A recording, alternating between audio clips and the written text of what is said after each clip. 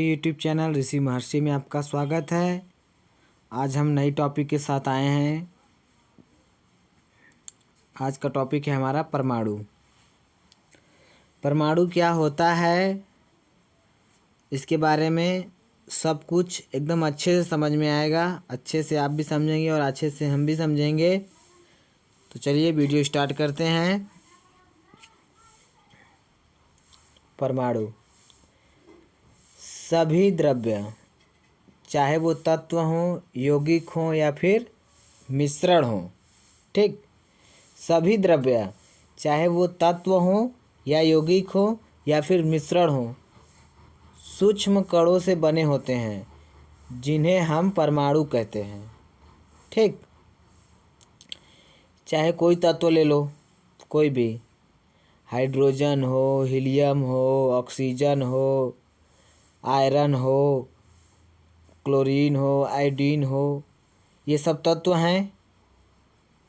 यौगिक ले लो कोई, ठीक, कोई मिश्रण ले लो, ये सभी ने सभी छोटे छोटे कण से बने हैं, एज लाइक पॉइंट, ऐसे ऐसे,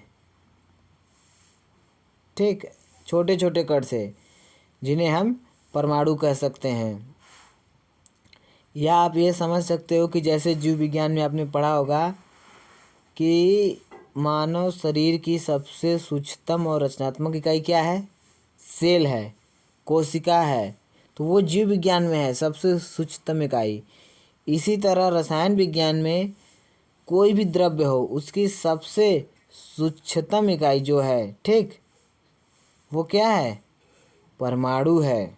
उसे ही हम परमाणु कहते हैं।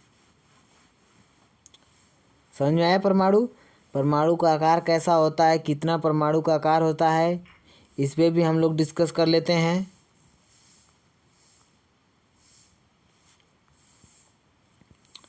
परमाणु का आकार, परमाणु यहाँ पे लिखा है ना, परमाणु बहुत छोटे होते हैं, ठीक, बहुत ही छोटे। परमाणु त्रिज्या को नैनोमीटर में नापा जाता है या मापा जाता है। परमाणु त्रिज्या को किस में नापा जाता है? नैनोमीटर में।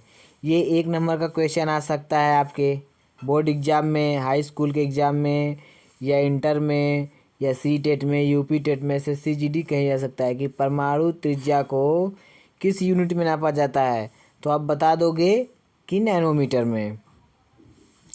1 नैनोमीटर बराबर कितना होता है? 10⁻⁹ मीटर।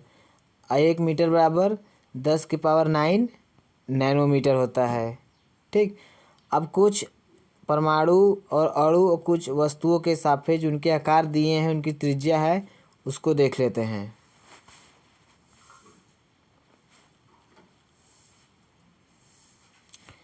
परमाणु, अणु और कुछ वस्तुओं के सापेक्ष आकार,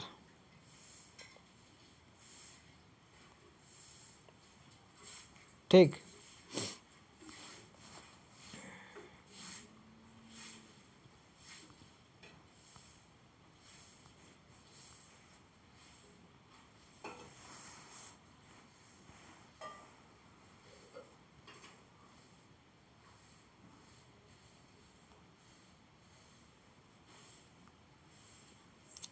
जैसे हाइड्रोजन परमाणु है, इसकी त्रिज्या मीटर में 10⁻⁻, नैनोमीटर में 0.1, जल अणु की 10⁹ नैनोमीटर में 1, हीमोग्लोबिन अणु जो रक्त में पाया जाता है 10⁻⁸ और नैनोमीटर में 10। अब 10⁻⁸ मीटर का मतलब कितना हो गया? बहुत ही छोटा, बहुत छोटा। रेत के कण कितने होते हैं? 10⁻⁴ मीटर। नैनोमीटर में 1,00,000। चींटी 10⁻² मीटर की होती है, 10⁻⁻² मीटर, ठीक। तरबूज 10⁻⁻1 नैनोमीटर उनकी परमाणु की त्रिज्या होती है। ये सब परमाणु की त्रिज्या है।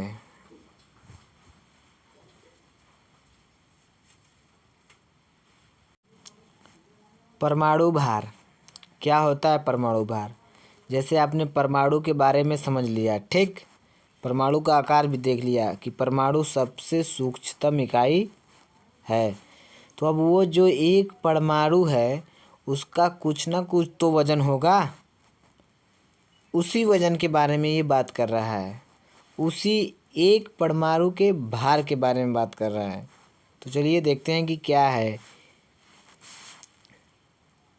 किसी तत्व का परमाणु भार वह संख्या है, मतलब ये साफ जाहिर है कि परमाणु भार क्या है, कोई एक संख्या है।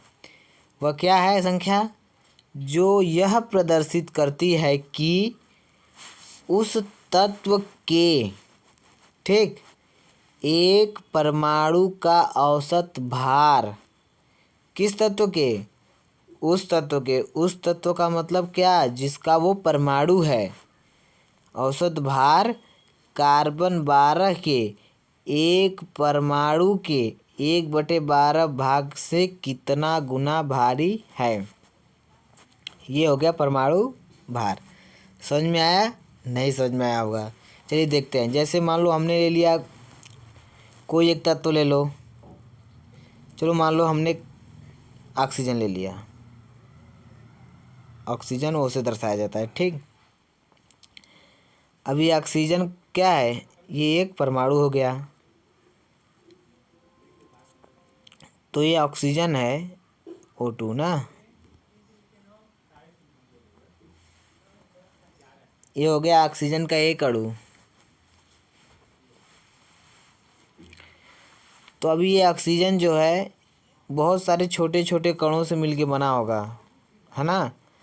उसी एक कण का भार हमें बताना है और वही ये फार्मूला दिया है कि किसी तत्व का परमाणु भार वह संख्या है जो यह बताती है या प्रदर्शित करती है कि उस तत्व के एक परमाणु का औसत भार जो है, ठीक, कार्बन 12 के एक परमाणु के 1/12 भाग से कितना गुना भारी है, ठीक। ये फार्मूला है कि किसी भी तत्व का परमाणु भार आपको निकालना है तो पहले लिखोगे उस तत्व के एक परमाणु का औसत भार गुणे 12 अब बटा के कार्बन 12 के एक परमाणु, इतना लिख के आपको हल करना है। चलिए इसके बाद हम अणु की तरफ चलते हैं। अणु इंग्लिश में उसको क्या कहते हैं, मॉलिक्यूल। अब देखेंगे कि अणु क्या है, अणु किस प्रकार से परमाणु से जुड़ा है, ठीक। तो चलिए देखते हैं। लिखा है अणु किसी तत्व या यौगिक का वह सूक्ष्मतम कण है। ध्यान दीजिए क्या कर रहा है, जो अणु है किसी तत्व या यौगिक का वह सूक्ष्मतम कण है जो स्वतंत्र रूप से अस्तित्व में रह सकता है, स्वतंत्र रूप से, ठीक। किससे, स्वतंत्र रूप से अस्तित्व में रह सकता है तथा जो उस यौगिक के सभी गुणधर्म को प्रदर्शित करता है। एक ही तत्व के परमाणु अथवा भिन्न भिन्न तत्वों के परमाणु परस्पर संयोग करके अणु निर्मित करते हैं। अणु के दो या दो से अधिक परमाणु आपस में रासायनिक बंध द्वारा जुड़े होते हैं अथवा वे परस्पर आकर्षण बल के कारण या आकर्षण बल के द्वारा कसकर जुड़े होते हैं। समझ में आया आपको क्या हो रहा है कि अणु क्या होता है कि कोई तत्व है, ठीक। जैसे मान लो हमने ले लिया ऑक्सीजन, ये ऑक्सीजन एक तत्व है। या कोई यौगिक ले लो, ठीक। यौगिक मान लो हमने ले लिया NaCl यानी नमक। अब क्या कर रहा है कि अणु किसी तत्व या यौगिक का वह सूक्ष्मतम कण है। ये देखो, नमक हमने यौगिक ले लिया और ये ऑक्सीजन हमने तत्व ले लिया, जो स्वतंत्र रूप से अस्तित्व में रह सकता है। तो अब ये ऑक्सीजन जो है, ठीक, ये ऑक्सीजन का एक परमाणु है। यदि हम एक परमाणु और ऑक्सीजन में जोड़ दें तो ये क्या बन जाएगा? ये ऑक्सीजन का एक अणु बन जाएगा, O2। ठीक, मतलब ऑक्सीजन का एक अणु और ऑक्सीजन का एक अणु यदि जोड़ दिया जाए, सॉरी, यदि ऑक्सीजन का एक परमाणु और ये एक परमाणु जोड़ दिया जाए तो ये ऑक्सीजन का एक अणु बनेगा। इसी तरह NaCl है।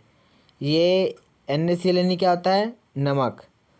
तो नमक क्या हो गया? नमक का जो एक कण है, आप उसको देख सकते हो, छू सकते हो, महसूस कर सकते हो ना।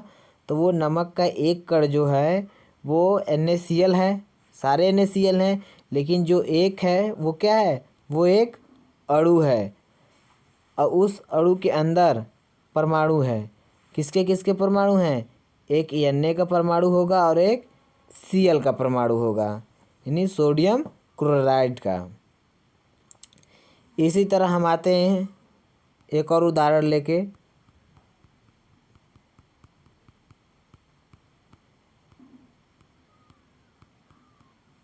जैसे हमने माना ले लिया जल, H2O, ये जल है। ये जल का क्या है? ये जल का एक अणु है।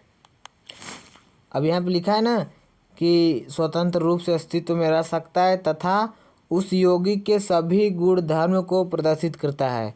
तो ये जल का क्या है? एक अणु है। अब मान लो एक बाल्टी पानी है, या पूरा समुद्र ही है, या नदी का पानी है। पानी तो पानी है, लेकिन एक बूंद, सिर्फ एक बूंद पानी तुम ले लो और उसे देखो ध्यान से, उसे महसूस करो और उसे समझो कि वो जल का एक अणु है। अब उसके अंदर वो बूंद का निर्माण कैसे हुआ है? हाइड्रोजन के दो परमाणु हैं, ठीक, और ऑक्सीजन का एक परमाणु है। हाइड्रोजन के दो परमाणु और ऑक्सीजन के एक परमाणु ने मिलकर क्या बनाया? जल का एक अणु बनाया, H2O। अब जो वो एक बूंद है, या पूरे समुद्र में जितना पानी है, या पूरे नदी का मान लो चाहे बाल्टी में जो पानी है उसका एक बूंद है, तो वो भी तो पानी ही है। जिसका गुण सब, जैसे समुद्र का मान लो एक ठोप पानी ले लिया, यदि वो नमकीन जैसा है या मीठा है तो सारा पानी वैसा ही होगा, सभी गुण धर्म को प्रदर्शित करेगा। समझ में आया? और ये जैसे H2O है, ये H2 है और ये ऑक्सीजन है, ये दोनों रासायनिक बंध द्वारा जुड़े होते हैं। ये परस्पर आकर्षण बल के कारण होते हैं, जैसे NaCl जुड़ा था, ठीक। आयन, ठीक, आपने परमाणु देखा, अणु देखा, अब देखते हैं आयन क्या होता है। धातु और अधातु, ये तो आप पढ़े होंगे, धातु और अधातु युक्त यौगिक आवेशित कणों से बने होते हैं। चाहे वो धातु हों या अधातु हों, उनसे मिलके जो कुछ भी यौगिक बनेगा वो आवेशित कणों से बने होते हैं। धनात्मक एवं ऋणात्मक आवेशों के परस्पर तीव्र आकर्षण बल के कारण ये आपस में मजबूती से जुड़े रहते हैं। इन आवेशित कणों को आयन कहते हैं।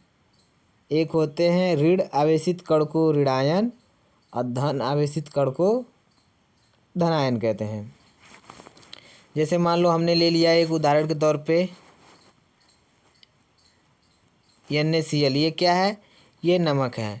यदि इसको हम ब्रेक करें, ठीक, इसको हम तोड़ें तो ये क्या मिलेगा हमें? हमें मिलेगा एक Na प्लस और प्लस में क्या मिलेगा? Cl minus. तो ये देखो, ये क्या है? धनायन हो गया और ये ऋणायन हो गया। समझ में आया? यही है आयन और कुछ नहीं है। कोई भी तत्व हो, यौगिक हो, धातु अधातु हो, यौगिक हो, यदि हम उसे ब्रेक करेंगे, जब भी तोड़ेंगे, ठीक, वो आयन में व्यक्त हो जाएगा। या तो ऋणायन में व्यक्त होगा या तो धनायन में व्यक्त होगा। अब देखते हैं मोल धारणा क्या है। मोल धारणा, मोल धारणा कोई कठिन चीज़ नहीं है, बस इसे समझने का थोड़ा सा फेर है। ठीक, देख लेते हैं। मोल एक संख्या है, तो कोई भी डिफिनीशन परिभाषा में यदि संख्या आ गई तो घबराना नहीं है, उसे ध्यान से ध्यानपूर्वक समझने की कोशिश करो। ठीक, आपके पास बुक है, मोबाइल है, नेट है, गूगल है, कहीं भी सर्च कर लो, क्लास में पूछ लो, कोचिंग में पूछ लो, यूट्यूब पे देख लो, लेकिन घबराना नहीं है, बोर्ड में टैप करना है आपको। मोल एक संख्या है जो 12 ग्राम कार्बन 12 में उपस्थित परमाणुओं की संख्या के बराबर होती है। दोस्तों, यदि आप मेरे चैनल पे नए हैं तो चैनल को सब्सक्राइब करें, शेयर करें, लाइक करें, बेल आइकन दबाएं। समझे आप कि मोल संख्या क्या है? 12 ग्राम कार्बन 12 में उपस्थित परमाणुओं की संख्या के बराबर होती है। देखो, ये कार्बन 12 ना एक समस्थानिक समभारिक कार्बन का एक अपरूप है। ठीक, कार्बन का ही एक प्रकार है। अब उसको हम वजन करके 12 ग्राम ले लिए। ठीक, जैसे मान लो हम जाते हैं दुकान उकान पे, तो मान लो हमने चीनी ले लिया। अब ये देखेंगे ना कि चीनी किस वैरायटी की या किस दुकान की है। मान लो हमने देख लिया कि ये इस दुकान की है, वो बी दुकान की है, वो सी दुकान की चीनी है। तो अब मान लो ये जो कार्बन है ये कार्बन 12 है। अब 12 ग्राम कार्बन को ले लिया और उसमें जितने भी परमाणु होंगे, उनकी जितनी भी संख्या है, वही जो संख्या होती है वही मोल कहती है। ठीक, अब आगे देखते हैं। आधुनिक तकनीकों की सहायता से 12 ग्राम कार्बन 12 में उपस्थित परमाणुओं की संख्या ज्ञात की जा चुकी है। इसका मान 6.0220943 × 10 पाया गया है। सामान्यतः यह मान 3 दशमलव स्थान तक ही प्रयुक्त किया जाता है। अतः एक मोल बराबर 6.022 × 10⁻²³ यानी 23। ठीक, 6.022 × 10⁻23 इस संख्या को एवोगैड्रो संख्या कहते हैं। आप सोचेंगे कि एवोगैड्रो संख्या क्यों कहते हैं? क्योंकि वही वो साइंटिस्ट हैं जिन्होंने ये प्रयोग किया और संख्या को ज्ञात किए। सोचो कितने महान रहे होंगे। हम लोगों से तो कुछ ज्ञात ही नहीं हो पाएगा। जो लिखा लिखा है वही याद हो जाए उतना बहुत है, ज्ञात करने की तो बात बहुत है।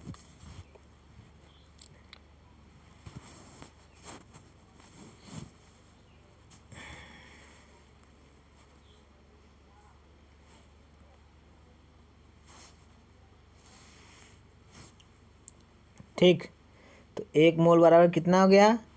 6.022 × 10⁻23। इस संख्या को एवोगैड्रो संख्या कहते हैं। इसका मान एवोगैड्रो ने ज्ञात नहीं किया था, लेकिन एवोगैड्रो के रसायन विज्ञान में योगदान के महत्व को प्रदर्शित करने के लिए इसका नाम एवोगैड्रो संख्या रखा गया। ठीक, नहीं किया था मतलब ये बात मान लेते हैं ठीक नहीं किया था, लेकिन ये थे। ठीक, ये उस प्रयोग में शामिल थे, भले इनका नाम ना हो। तो किसने ज्ञात किया? ये सोचने वाली बात है। तो ये देखो दे दिया है 1 दर्जन आल्पिन यानी 12 आल्पिन होता है। तो यदि आ जाएगा 1 मोल आल्पिन का मतलब बस यही संख्या का गुणा कर दो, 6.022 × 10⁻23 आल्पिन। यही है मोल कॉन्सेप्ट, और कुछ नहीं करना है। कुछ महत्वपूर्ण नियम भी हैं, उन्हें भी देखना बहुत ज़रूरी है। महत्वपूर्ण रासायनिक नियम, ठीक, रसायन विज्ञान के कुछ अपने नियम हैं। द्रव्यमान संरक्षण या द्रव्य की अविनाशिता का नियम। द्रव्यमान संरक्षण का मतलब क्या होता है? संरक्षण का मतलब सुरक्षा से है, सेव करने से है, ठीक। द्रव्यमान का मतलब मास है। रसायन की भाषा में लिखा है द्रव्य की अविनाशिता। अविनाशिता का मतलब वो विनाश उसका नहीं हो सकता। तो क्या है कि द्रव्य अविनाशी है, द्रव्य को न तो नष्ट किया जा सकता है और न ही उत्पन्न किया जा सकता है। अतः किसी भी रासायनिक अभिक्रिया में, ठीक, अतः किसी भी रासायनिक अभिक्रिया में भाग लेने वाले पदार्थ के कुल द्रव्यमान तथा रासायनिक अभिक्रिया के फलस्वरूप बनने वाले पदार्थों के कुल द्रव्यमान में कोई अंतर नहीं होता, ठीक। ये नियम ये कह रहा है कि जो द्रव्य है, ठीक, उसे नष्ट नहीं किया जा सकता और न ही उसे किसी विधि द्वारा बनाया जा सकता है। यदि मान लीजिए किसी रासायनिक अभिक्रिया में वह भाग लिया, मान लो एक किलो सोना है, ठीक, हमने उसका आभूषण बनाना चालू किया, रासायनिक अभिक्रिया में जलाया, तपाया, फलाना ढिकाना सब कुछ। अब जब आभूषण बन गया उस सोने का, तो वो भी 1 किलो का ही होगा, इसमें कोई अंतर नहीं है। यही ये नियम बता रहा है कि कोई द्रव्य है वो अविनाशी है, उसे आप नष्ट नहीं कर सकते, ना ही उसे बना सकते हैं। दूसरा नियम है स्थिर अनुपात का नियम। नाम से स्पष्ट हो जा रहा है कि जो उसका अनुपात होगा वो स्थिर होगा, मतलब फिक्स होगा। तो प्रत्येक रासायनिक यौगिक में, चाहे वह किसी भी विधि से बनाया जाए या प्राप्त किया जाए, प्रत्येक रासायनिक यौगिक में चाहे वह किसी भी विधि से बनाया या प्राप्त किया जाए, तत्वों के द्रव्यमान एक निश्चित अनुपात में मिलाए जाते हैं या संयुक्त होते हैं। जैसे मान लो हमने नमक बनाया NaCl, तो जो Na है सोडियम, इसका कुछ न कुछ फिक्स मात्रा होगा और जो Cl है इसका भी फिक्स होगा। अब इसका मतलब ये थोड़े नहीं, अब जैसे मान लो हमने ले लिया जल H2O, अब यहाँ पे हाइड्रोजन के 2 अणु हैं और ऑक्सीजन के 1 ना, तो ये जल बन गया। अब यहीं पर मान लो हम ले लेते हाइड्रोजन के 3 अणु और ऑक्सीजन के 4 अणु, तो क्या ये जल बनता? नहीं बनता। तो भाई कोई भी तत्व यदि इस दुनिया में यौगिक या मिश्रण जो भी बना है, चाहे वो जल हो, नमक हो, लकड़ी हो, लोहा हो, सबके अनुपात फिक्स हैं। यही ये नियम कह रहा है। यदि आप हमारे चैनल पर नए हैं तो चैनल को सब्सक्राइब करें, शेयर करें, लाइक करें। मिलेंगे अगले टॉपिक पर अगले वीडियो में, तब तक के लिए नमस्कार।